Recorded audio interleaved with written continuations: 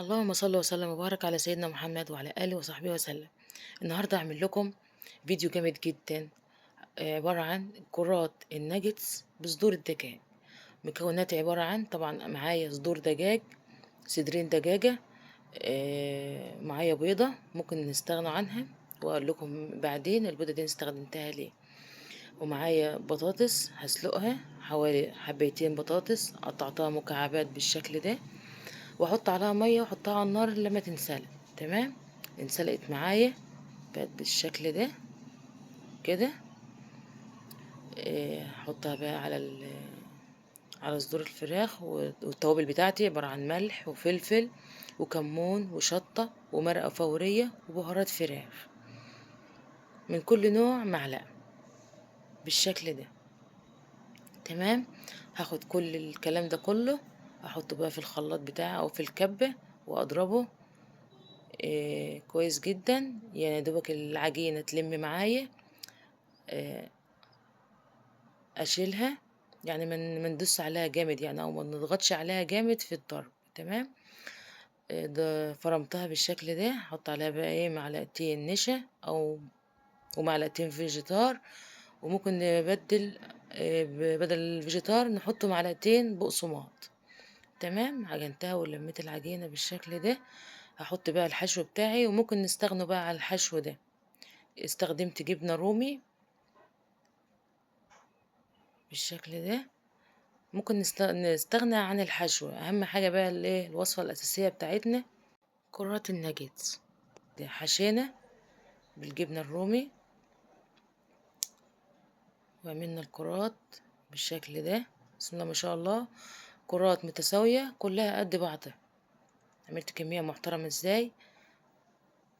اعمل بقى الصوص بتاعي الجامد المتين، معلقتين زبدة او سمنة عليهم معلقتين دقيق، قلبتهم كويس جدا إيه كده لحد ما اصفرت، خدت لون اصفر معايا.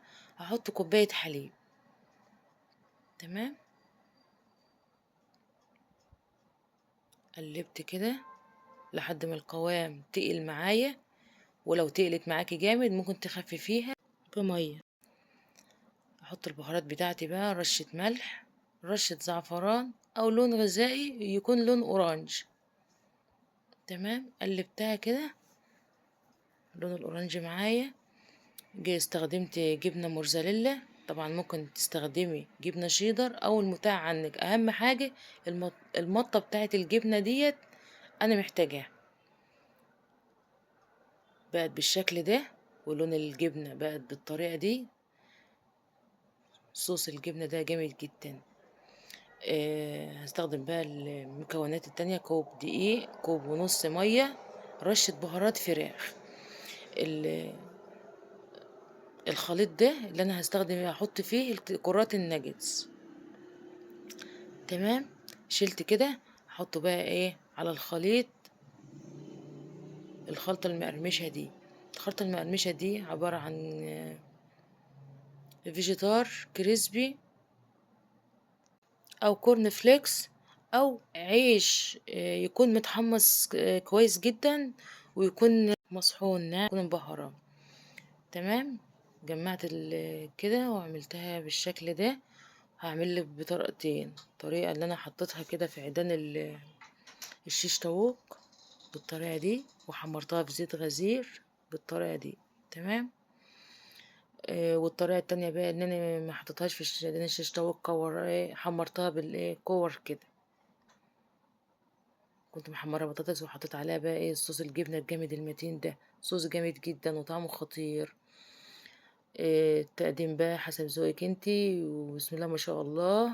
المطة بتاعت الجبنة في قلب الناجتس ازاي روعة جدا، تحفة، بسم الله ما شاء الله.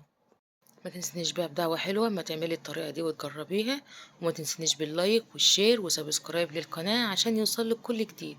واترككم على خير في فيديو جديد، والسلام عليكم ورحمة الله وبركاته.